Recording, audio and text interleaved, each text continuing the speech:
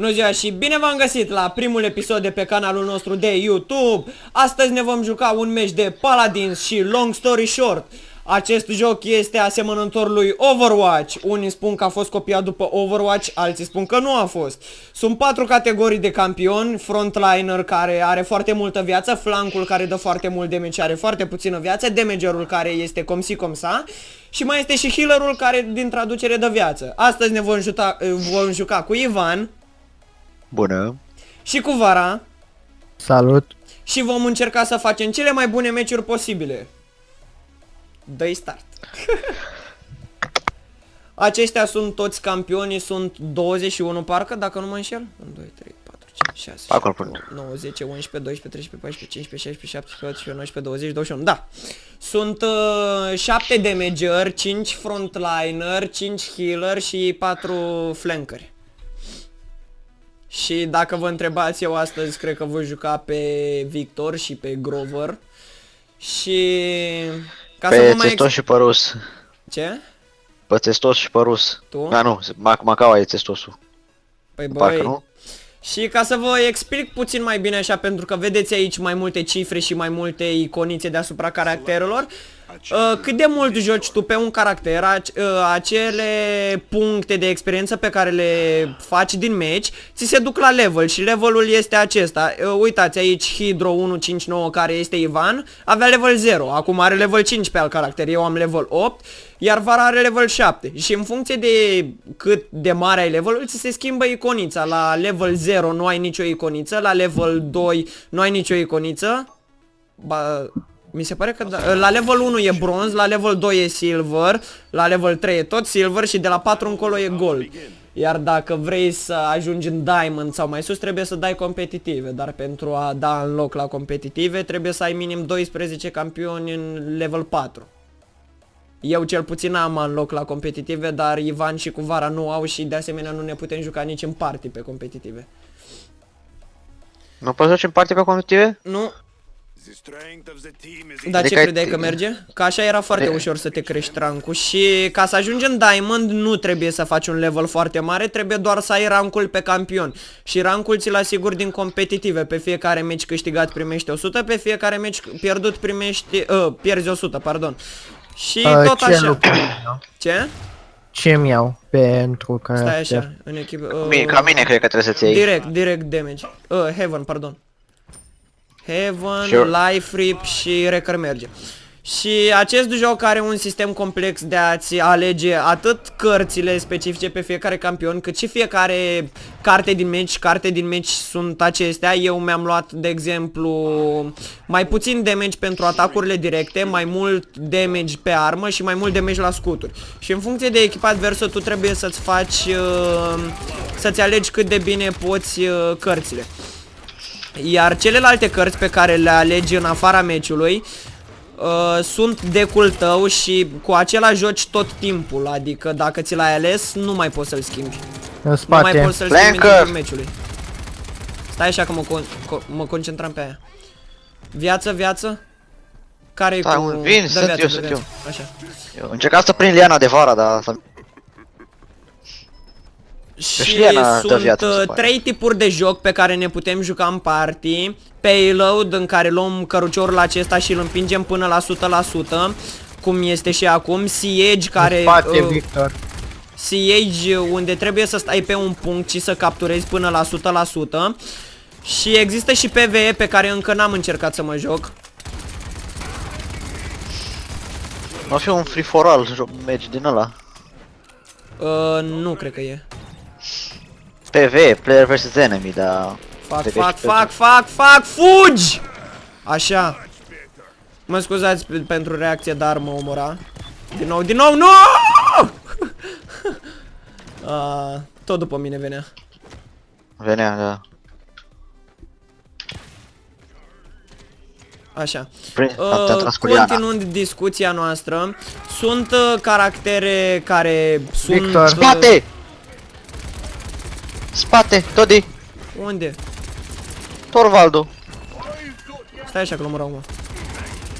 Am umor, moșneagule! Și aceste trofee, cum am luat Rampage, înainte de Rampage e double kill și după aceea e triple kill, nu mai știu cum se cheamă trofeul pentru triple kill. Sus, Shaolin-ul. Omorât Shaolin-ul de sus. Așa. Am murit. Aceste trofee sunt date pe kill-urile pe care le faci. Kill-uri care trebuie să le faci numai tu. Adică tu trebuie să-i dai lovitura fatală pentru a lua trofeul. Și streak-ul, care scrie jos, este dat pentru fiecare elimination, adică fiecare campion care moare, numai că se pune și atunci când îl omoară altcineva, adică nu numai tu.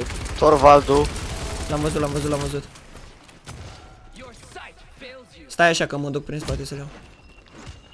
Sus, Victorașu.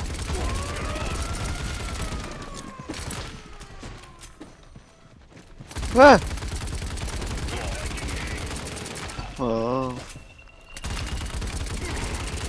Au.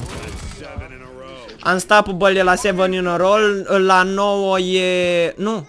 La 13 știu că e Annihilation sau ceva de genul. Și o să-mi dau și ultimata. Acest joc are și un sistem de ultimate foarte complex. Adică de fiecare dată când dai damage și se reîncarcă ultimata. Și ultimata este cea mai bună magie a ta. Și jos mai sunt și alte magii care se activează pe Q. La mine Q-ul aruncă o grenadă. La Ivan, care este copacul, dă viață. Iar la Vara aruncă un fel de dronă care încetinește pe adversari. Stați așa că am uitat să-mi iau magie. Ce scor aveți? 8 cu 3. Eu am 11 cu 0. Continuând. Stai așa că mă mai gândesc la ce să mai spun despre joc. Mai zis destule, concentrează-te la meci. Am 11 cu 0, la ce vrei să mă concentrez? Să ne ajung și pe noi, că am murit de 2 ori din cauza că m-a ajutat cu echipierii. Eu eram concentrat să omor pe cineva. Și Torvaldu ăsta unde-i, bă? Și în acest joc nu prea contează rankul pe care îl ai. Adică dacă ai o echipă unită și în care colaborarea este foarte bună, oricum vei câștiga. Deci nu contează rankul. E cineva sus. A ieșit Victorul prin spate. Și asta. SVG la 9. Acum am descoperit la 9. Shaolin Showdown. Și pe rând, în caz că vă întrebați, pot să dau direct reload dacă vreau. Bă, cum poți să trag asta din bază? E cineva deasupra? Da, flankerul. Cum o cheamă? Sky.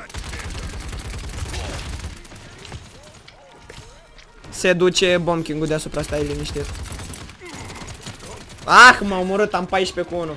Este un scor destul de bun, unii ar spune chiar foarte bun, dar da.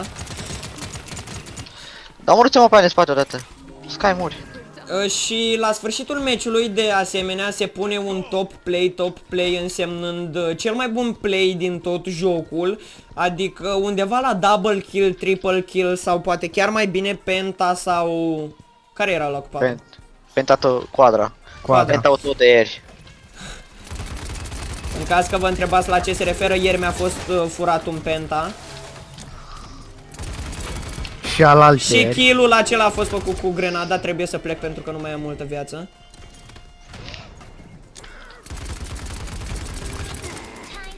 Deci ăsta e ca și câștigat. Da, nu mai au timp deloc. Bine acolo. L-am luat exact când își dădea ultimata. Vine Shaolin-ul de deasupra. Ah! Și-a dat Q-ul, oameni buni. Acela este Q-ul și se plantează și trage foarte multe săgeți. Și în caz că vă întrebați, Shaolin este clasa damage, dar base damage-ul lui este foarte mare, undeva la 1200 pe fiecare săgeată. Și base damage foarte mare îl are și Vara, care joacă pe Kinesa, care este un sniper și dă 1200 pe body shot și 1500 pe headshot? Ceva de genul. Shaolin-ul, măsi. Ce l-ai luat pe Shaolin-ul ăla, mi-aruncasem și o bombă ca să-l omor. Fii atent ce iau pe ăștia. Sky în spatele nostru.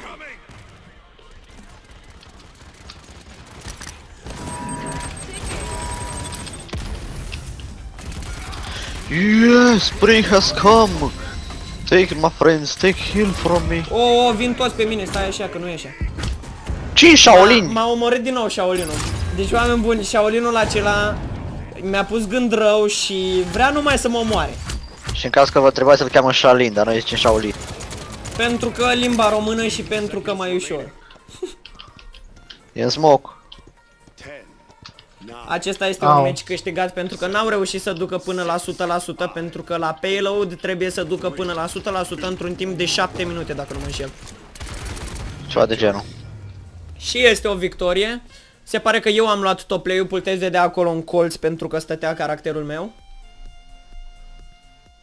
Să vedem câte am făcut. Hai să nu vedem. 1. N-a fost al meu. Mai aici a luat și topul ăla. Și am fugit după ei. 1. Doar 1. Ai făcut damage mult. A dat Shaolin-ul mai mult damage decât mine, serios. În afară Ce? de el, eu sunt pe locul 2, dar scorul meu 18-3 este foarte bun în caz că vă întrebați. Al meci? Dai play, dai play. Și... am uitat ce vroiam să spun. Și în caz că vă întrebați cum să vă faceți deck, vroiam să vă arăt, dar din păcate s-a... vroiam să vorbesc despre top play. Mi se pare că cu ultimul update mi l-a furat pe Victor, dar eu voi juca pe copac. Scuze, Ivan. Scuze, Ivan. Bine, mă fac testos atunci. Cu ultimul update top play-ul mi se pare că s-a schimbat și acum se dă pentru cât mai mult damage în cel mai scurt timp, pentru că înainte era doar pe kill-uri, kill-urile tale, nu elimination-urile echipei, doar kill-urile tale. Și de asta mi se pare că am luat eu top play-ul cu faza aceea atât de mică în comparație cu ce am făcut pe tot parcursul meciului. Ia uite, echipa noastră level 9, 9, 7, 2, 1. Wrecker e inutil la nivel, contra echipa cealaltă. 1, 2, Da, 2, inutil. 3. Și în caz că vă întrebați, acest joc are și nivel personal în afară de nivelurile de la campioni și pe fiecare nivel personal primim câte un chest. Și chestul ne dă skin-uri pe caractere sau cărți sau voci, pentru că sunt și voci. Și o altă chestie interesantă este asta, putem să punem graffiti pe pereți. Stați așa să nu mă grăbesc să-mi iau și eu ceva. În principiu combinația... Ce trebuie să ne luăm? Ce? Ce trebuie să ne Ne-am luat luăm? din greșeală Wrecker. Inutil. Să nu faceți ca mine, oameni buni, să vă grăbiți fără să vă uitați a doua oară. Luați-vă la Heaven cu Life Rip și cu Cronus. M-am grăbit, oameni buni, am vrut să aleg cât mai repede și am vrut să spun că, în general, combinația aceasta Heaven, Life Rip și cu Wrecker este cea mai bună. Înainte de ultimele update-uri mai exista și Aggression, care dădea 5% în plus damage față de cât light-ul basic. Dar cartea aceea, pentru că a fost votată prea OP, a fost scoasă.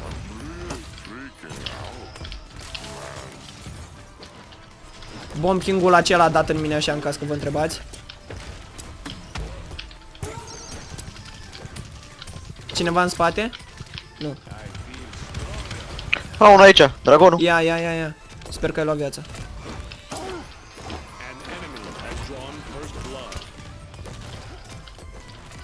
Așa, mă concentrez să omor acel Bomb King pentru că îmi dă foarte mult damage. Dar din păcate dacă ei se retrag înapoi în casa aceea Payload-ul lor... merge.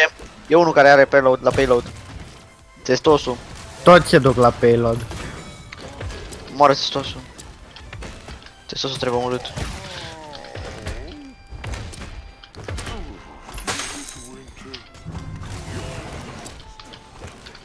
Daniel, nu lăsa, omoară testosul. Nu pot, s-a băgat în shield. Așa, gata. Heal. Tocmai ce mi-am dat Q-ul. Da, hai problema. Și în caz că nu ați observat încă, caracterul meu de la distanță dă damage mult mai mare. Adică eu de aproape dau vreo 400 de damage, dar de la depărtare crește din ce în ce mai mult. Toporul.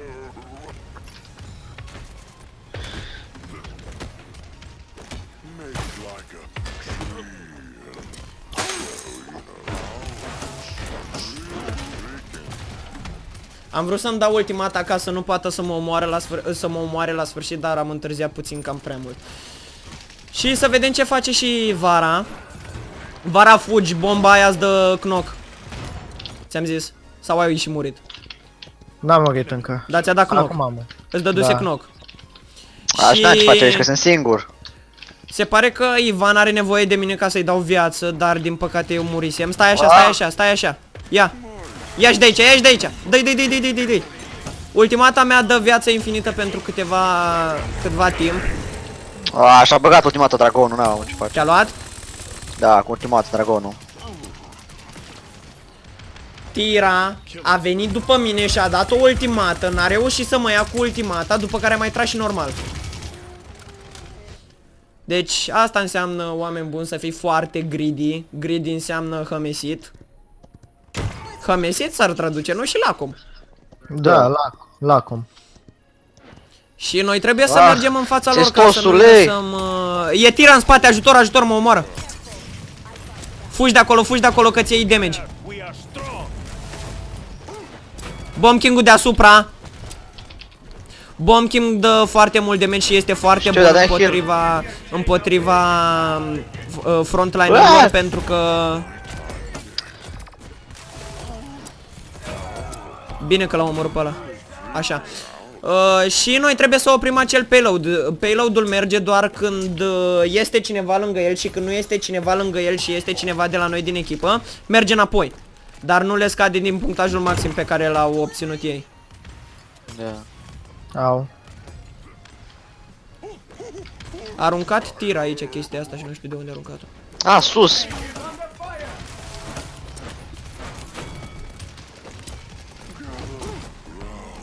N-am range.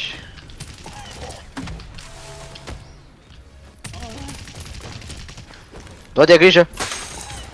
L-am văzut, dar n-avem ce să-i fac. Mă E scuzați, pipul am fost sus. și eu hămesit aici mob cu 3. Cu caracterul ăsta este mai greu să tragi decât cu Victor, dar dacă prinzi momentul când trebuie să tragi, să anticipezi mișcările adversarilor, este mult mai bine. Și încă puțin și am și ultimata. Nu vă faceți griji, oricum va fi și meciul al doilea unde va trebui să împingem noi payload-ul. Fugiți sosul! Asta este ultimata lui Victor, așa arată când o dă. Cred că m-ați văzut și pe mine când... Spate! Din nou vine pe mine Tira. Omorâți-o. Așa. O să dau și ultimata, dar doar în caz că suntem în pericol.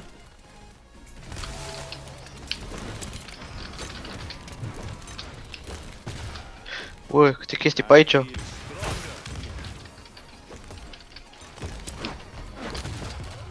Este? Este. Oh, ce kill din aer, oameni buni!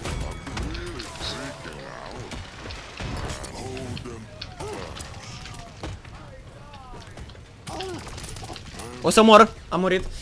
Am stat prea mult în flăcările acelea. Tira de asemenea are click dreapta, aruncă o bombă care îți dă în jur de 700 de damage și la ea Q-ul aruncă un cocktail molotov care este pe jos și dă foarte mult damage dacă stai în flăcăr. Dacă nu stai în flăcăr nu se mai întâmplă nimic. Q-ul de la Victor de... Ai murit? Fugi vara. Nu, vara. Da. Q-ul de la Victor, de exemplu, aruncă doar o grenadă. Omorâți-l pe ăsta. Intrați în scut, pentru că altfel n-aveți cum.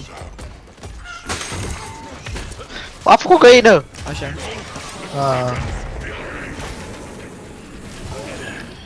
Am încercat să fug de ultimata, mi-am dat chiar și ful care este o liană în perete, dar el tot a venit după mine. Fu, dacă te prinzi de un alt coechipier, vă dă full health la amândoi. Da? Da, Doar nu dacă știu mă nicio prind asta. cu F? Da, dacă de alt coechipier. Și de câte ori am încercat să mă prind de vara și întotdeauna am ratat. Deci doar dacă dau F îmi dă full health? F și te prinzi de un coechipier. A, uite, ceva ce nu știam. Ia, care mă mai omoară, mă? E. Ia, dă-i în ei, nu-i lăsa, nu-i lăsa. Păi ce facem aici? Ori ne jucăm, ori nu ne mai jucăm, adevărat? Ca să fie bine, să nu fie rău, îi omorâm pe toți. Dragonul. L-am prins în mid-air. Ia viață, ia viață.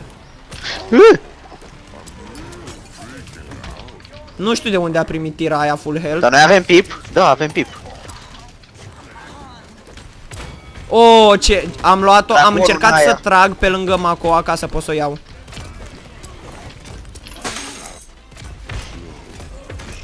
Dă din spate, ai grijă că sunt doi. Am viață. Dă și mie atunci. Am viață în general, nu cam Q. Ai... Încerc de jumătate de oră să-l iau pe pe drogozul ăla, dar întotdeauna ratez. Și se pare că timpul lui s-a dus, pentru a câștiga trebuie să... L-am omorât la final. să ducem payload-ul cât mai departe în timpul în care ei l-au dus la 81%. Adică în tot timpul, pentru că au avut 7 minute, dacă nu mă înșel. Heaven, de data asta nu o să mai fac aceeași greșeală ca data trecută și voi alege Moral Boost. Moral Boost îmi dă, îmi reîncarcă ultimata cu 15% mai mult și e foarte bine pentru mine pentru a le da heal tuturor. Dar nu vrei să stai și tu pe lângă mine? Nu e vina mea dacă toți zic Grover este inamicul principal și haide toți pe Grover. Dacă stai lângă mine nu o să mai fie. Ce Și făcut sper ăsta că aici? vă place skinul meu de iarnă cu zăpadă și cu beculețe. L-am câștigat într-un chest special pentru iarnă. Tu vezi testosul? Dar, bă, mi-a schimbat skinul de pe el. Aveam un skin de toamnă și eram ca și cum copacul era ars. Arăta mult mai bine. E negru copacul de iar acum. E negru acum, mie mi-arată că e maro. Să-mi spuneți în secțiunea de comentarii cum se vede la voi. Ah, m-a tras mor. Ah, s-au focusat toți pe mine. Și pe mine. Data viitoare ies prin spate. Scuze, Ivan, dar trebuie să ies prin spate. Tiga numai pe mine. 30, s-a ce focusat. face? Ah, trebuie să intru în bază, nu. Nu, că poți sunt să aștepți vara. să le fac.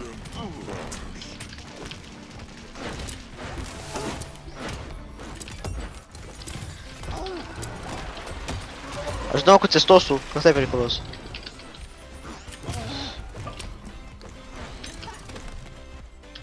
Veniți în spate aici, că e și Pipu și... O, bine, Victor! Victor a jucat foarte bine acolo, luați toți viață de aici. Trebuie să împingem cât mai repede payload-ul, ăsta este tot scopul. Nu pot să Și mor pe celălalt- el. Pot. Ce? În celălalt mod de joc, care se cheamă Siege, trebuie să stăm pe un punct până ajungem la 100%, o să încerc să iau prin spate. Și după ce ajunge la 100%, ne dă nouă cărucioruri și trebuie să-l împingem tot așa foarte mult. E tir aici, e tir aici. Bine acolo. Nicio șansă n-am avut. Bine e și aici. Dacă îl omor pe ăsta, fac triple kill și iau iar... Nu îl vreau eu! Dori? Bine. I kinda need some help. Am făcut quadra. Vin și eu, stai așa. Penta! Penta! Nu ți l-a furat nimeni tura asta. Penta! Bravo. În caz că vă întrebați, am mai spus asta și la începutul meciului. Vara, Tira la sus. ciordit alaltăieri, am făcut 6.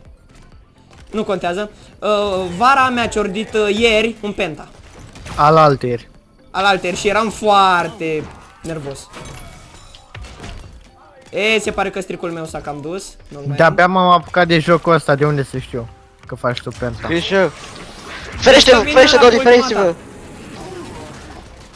L-ați văzut, oameni buni, din nou exact pe mine. Exact pe mine a venit.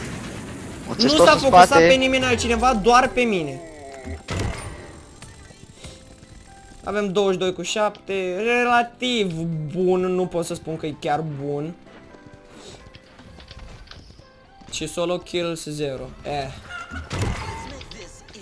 Ești bun? Nu te du în față. Fug în spate, Ia. încet. Gata, Pipu, Pipule mori. Ia, nu muriți, nu muriți. Trageți în ei, trageți în ei. Așa, Victor.